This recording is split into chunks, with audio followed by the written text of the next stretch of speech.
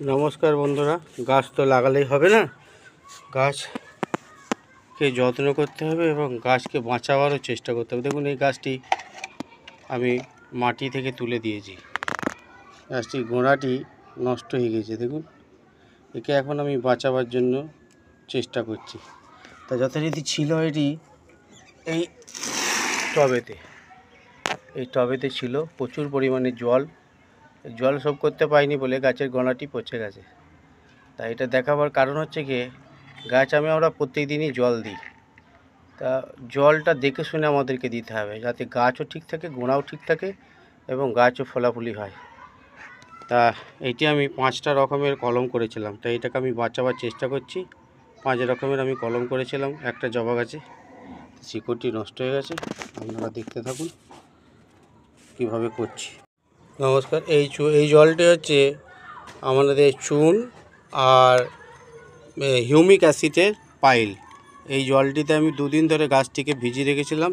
এখন গাছটিকে ভালো করে আমি এরকম পরিষ্কার পরিচ্ছন্ন করে নিলাম গোড়াটাকে 2 দিন ভিজিয়ে রাখার পরে, যাতে জীবাণুটা মুক্ত হয়।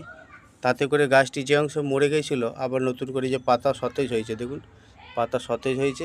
আমি যেন গাছটিকে বাঁচাতে পারি, আপনাদের আশীর্বাদ এবং সব রকম আমার উপরে রাখবেন এবং অবশ্যই ফলো করবেন।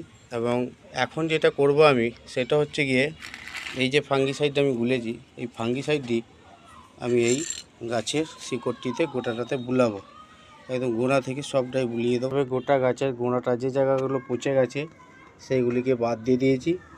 বাদ দিয়ে দেওয়ার পর যেটুকু অংশ রয়েছে তাতে আমি ফাঙ্গিসাইড দিয়ে বুলিয়ে দিলাম।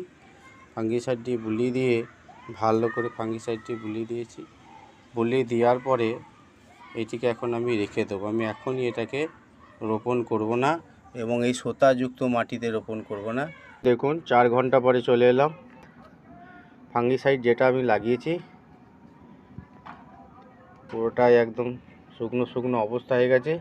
এরপরে গাছটিকে আমি লাগাবো, যাতে জলটা ড্রেন হয় তার জন্য ফুটোটা আছে। ফুটোটা আমি 2টো ইটের কুচো দিয়ে দেবো, এরকম করে দিয়ে এই শুকনো ঝুরঝুরে মাটি এর মধ্যে ভরবো, ধার করে দিলাম। এবার চারিপাশে মাটি দিয়ে ভর্তি করে দেবো। এই গাছটি লাগিয়ে দিলাম। গাছটি আগে এরকম মরণাপন্ন অবস্থায় চলে গেছিলো। এই যে পাতা একদম মেরিয়ে গেছে, মিহিয়ে গেছে, এই যে ঝরে গেছে। এখন দেখুন কিছু কমন ডাল সুস্থ অবস্থায় এসছে। এই যে স্প্রিং করছে, এই যে স্প্রিং করছে। 2 দিন একে ওই অবস্থা